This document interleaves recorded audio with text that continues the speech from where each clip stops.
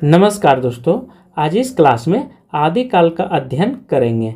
इसके अंतर्गत विभिन्न बिंदुओं पर प्रकाश डालने वाले हैं, जैसे आदिकाल की विशेषताएं, प्रवृत्ति, पृथ्वी राजरासो और चंद्रवरदायी का व्यक्तित्व और कृत्व पर भी अध्ययन करेंगे। पृथ्वी राजरासो को प्रामाणिक मानने वाले, अप्रामाणिक मानने वाले, उसके बाद आदिकाल का नामकरण, आदिकाल का समय सीमा, इन विभिन्न बिंदुओं को आज इस क्लास में हम बताने वाले हैं। यदि आप टीजीटी, पीजीटी, नेट, जीआरएफ, उत्पाद सिपाही का तैयारी कर रहे हैं तो आंख मूंद करके आप तैयारी करें। फर्स्ट में है आदिकाल। हिंदी साहित्य के इतिहास में आदिकाल का समय सीमा 8वीं शताब्दी से 14वीं शताब्दी तक मानी जाती है। 1050 अर्थात 1050 से 1375 ईस्वी तक सर्वप्रथम आचार्य हजारी प्रसाद द्विवेदी ने इस काल को आदिकाल नाम देते हैं, ध्यान रखेंगे। और आचार्य रामचंद्र शुक्ल ने इसे वीर काल कहते, क्या कहते हैं, वीर काल कह करके संबोधित करते हैं। इन्होंने समय सीमा 993 से 1318 ईस्वी तक मानते हैं। आदिकाल में ऐतिहासिक का अभाव माना जाता है, ऐसा आधुनिक युग के कवि का कहना है। जैसे रासो साहित्य के चरित्र नायक जो होते हैं ऐतिहासिक व्यक्ति, किंतु इन काव्य ग्रंथों में ऐतिहासिकता की रक्षा नहीं की गई। वास्तव में इन ग्रंथों में तथ्य कम है और कल्पना अधिक है। परिणामतः अनेक इतिहास भ्रांतियाँ उत्पन्न होती है। इस आदिकाल में जितने भी ग्रंथ लिखी गई है, इसमें ज़्यादा से ज़्यादा भ्रम पैदा होती गई है, उतना संतुष्टि नहीं हुए हैं श्रोता या पाठक। युद्ध वर्णन में संजीवता है। रासो ग्रंथ में किए गए युद्ध वर्णन सजीव प्रतीत होते हैं। इन काव्य ग्रंथों में जहाँ जहाँ युद्ध वर्णन के प्रसंग हैं वहाँ वहाँ ऐसा प्रतीत होता है जैसे कभी युद्ध आंखों देखा हाल सुना है। इस कवि को जितने भी रचना किए हैं, ठीक है, और रासो साहित्य में या कोई भी, तो ऐसे कवि लिखे हैं कि जैसे लगता है कि वह रण क्षेत्र में, रणभूमि में खुद अपनी आंखों से देखे हैं और लिखे हैं, ऐसा प्रतीत होता है आदिकाल के साहित्यों में। संकुचित राष्ट्रीयता का प्रभाव अर्थात अभाव पाया गया है। इस काल में वीरता का वर्णन तो बहुत हुआ, परंतु इसमें स्वदेशी और राष्ट्रीयता का भावना का अभाव है। उस समय देश छोटे छोटे राज्यों में विभक्त था। राज्यों के शासक अपने छोटे से राज्य में ही राष्ट्र समझते थे, अर्थात इस तरह के, जैसे मोटा मोटी समझ लीजिए ये राष्ट्र है तो इसके बहुत सारे टुकड़े हुआ करते थे भारत का, ठीक है, और भारत के टुकड़े को ये अलग अलग क्षेत्र में हर राजा राज करते थे, अर्थात एक छत्र होकर के कभी शासन करने का सोचा ही नहीं, हमेशा एक दूसरे से लड़ाई लड़ते रहते थे। इसीलिए इन लोगों का समय इन्हीं सब चीज़ों में समाप्त हो जाती थी और खर्च भी ज़्यादा होते थे। एक है आश्रयदाताओं की प्रशंसा। आदिकाल में आश्रयदाताओं की जो प्रशंसा करने का सिलसिलेवार परंपरा था वो राजों को खुश करने, उससे सोना चांदी हीरे जेवरात लेने का था, अपने देश के लिए नहीं। रासो ग्रंथ की रचयिता चारण कहे जाते थे, ध्यान रखेंगे यह बिंदु कि रासो साहित्य की रचयिता जो है उसे चारण कहे जाते थे। अपने आश्रयदाताओं राजाओं की प्रशंसा में काव्य रचना करना अपना परम कर्तव्य मानते थे। दरबारी कवि होने के कारण अपने चरित्र नायक को श्रेष्ठ शौर्य, यश, वैभव और प्रतिपक्ष राजा की हीनता का अतिशयोक्ति वर्णन करना इन चारणों का प्रमुख विशेषता थी। ये सब क्या थे, इन्हीं लोग से जीवित रहते थे, राजा महाराजों को, इनको कुछ करना नहीं था, ये कविता रचते थे। और ऐसे रीति काल में हो या आदि काल में ऐसे से कविता की रचना करते थे जो कि खास करके नारियों के प्रति उमंग या जोश भरने वाले, ताकि राजा जो था इसी उमंग या जोश में हर्ष उल्लास खुश होकर के इन सभी को क्या करता था, सोने की मुद्रा या चांदी कुछ ऐसे सिक्के जेवरात दे देते थे और ये अपना जीवन अर्पण करते थे कवि लोग। प्रामाणिकता का भी संदेह है। आदिकाल के अधिकांश रासों काव्यों की प्रामाणिकता संदिग्ध है। पृथ्वी राजरासो इस काल की प्रमुख रचना बताई गई है, वहाँ भी अप्रामाणिक मानी गई। आचार्य रामचंद्र शुक्ल के अनुसार इसके अतिरिक्त और कुछ कहने की जगह नहीं है। यह पूरा ग्रंथ वास्तव में जाली है। किनके द्वारा? आचार्य रामचंद्र शुक्ल के द्वारा, यह ध्यान रखेंगे। क्या बोले? जाली। इस प्रकार खुमान रासो, परमाल रासो की प्रामाणिकता पर भी संदेह उत्पन्न होती है। कल्पना की प्रचुरता। चरण कवियों की रचनाएं तथ्यपरक न होकर के कल्पना प्रधान है।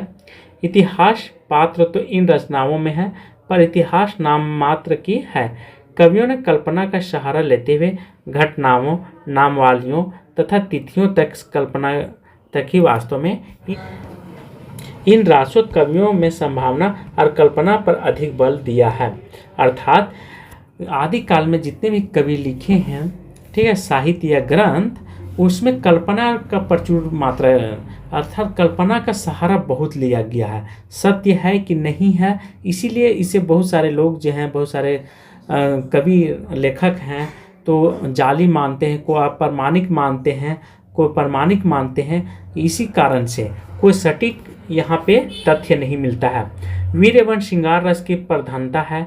रस ग्रंथों में यद्यपि सभी रासों का समावेश हुआ है तथा वीर एवं श्रृंगार रस की प्रधानता इनमें परिलक्षित होती है। युद्धों का वर्णन होने से वीर रस की योजना इनमें अनायास हो गई है। बिल्कुल, यहाँ पे आदिकाल में वीर रस और श्रृंगार रस की प्रधानता पाई जाती है। डिंगल और पिंगल भाषाओं का प्रयोग। आदिकालीन रासों साहित्य में जिस भाषा का प्रयोग किया गया वहाँ आधुनिक हिंदी में बहुत भिन्न है। अभ्रंश राजस्थानी भाषा जिस मिले जुले रूप का प्रयोग चारण कवियों ने रासो ग्रंथों में किया उसमें डिंगल नाम दिया गया। अलंकारों का स्वाभाविक समावेश है। रासो साहित्य में अलंकारों का स्वाभाविक समावेश चारण कवियों ने अपने मनोभाव को व्यक्त करने के लिए किया है और सहारा भी लिया। चमत्कार प्रदर्शन के अलग है। एक तरफ रचनाकार है और दूसरी तरफ ईस्वी और फिर रचिता है। तो चंद्रबर दाई जो है से पृथ्वीराज रासो की रचना किए हैं। कब? 1334 ईस्वी में। सेकेंड है बिशलदेव रासो नरपति नाला जो 1212 ईस्वी में रचना किए हैं और जगनिक के द्वारा परमाल रासो रचा गया है और दलपति विजय के द्वारा खुमान रासो 1729 ईस्वी में। उसी प्रकार नल सिंह के द्वारा 16वीं शताब्दी में विजयपाल रासो की रचना होती है। सारंगधर मुनि के द्वारा 1353 ईस्वी में हमीर रासो और जैन साहित्य भी आपको ध्यान रखना है। भरतेश्वर बहुल रास की रचनाकाल कौन है? शालिभद्र सूरि। बुद्धि रास के रचनाकार शालिभद्र सूरि। चंद्रबर बाला रास आशुक कवि हैं और जीवन दयान इसका आशुक कवि ही रचना हैं। और स्थूल भद्र रास जिनदत्त सूरि इनका रचना है और रेवंत गिरि रास विजय सेन के नोमीनाथ रास सुमति मुनि के द्वारा लिखी गई है ग्रंथ है। कच्छप तिलक इनके द्वारा कच्छप रास जो प्राज्ञ तिलक के द्वारा लिखी गई है। जिनदत्त सूरि सार मूर्ति के द्वारा लिखा गया है। उदयंतवंत गौतम स्वामी रास है ना शालिभद्र सूरि के द्वारा पंच पांडव चरित्र लिखा गया है। ये सब कवियों का आपको ध्यान रखना है। अन्य पुस्तकें भी हैं जैसे जयचंद्र प्रकाश भट्ट केदार के द्वारा लिखा गया। जय मैंग जस चंद्रिका मधुकर कवि के द्वारा लिखा गया है। विद्यापति पदावली विद्यापति के द्वारा लिखा गया। खुसरो की पहेलियाँ अमीर खुसरो के द्वारा।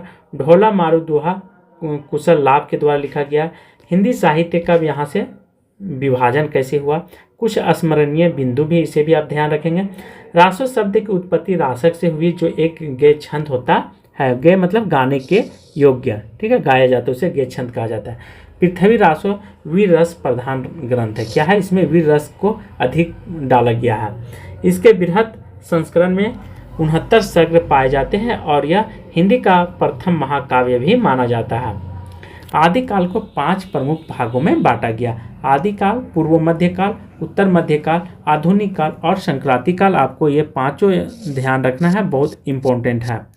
प्रवृत्ति के आधार पर अधिक कहें तो प्रवृत्ति के आधार पर वीर गाथा काल, भक्ति काल, रीति काल और गद्य काल कह करके इस तरह से 4 भागों में विभक्त किया गया है। ध्यान रखेंगे 1 2 3 4।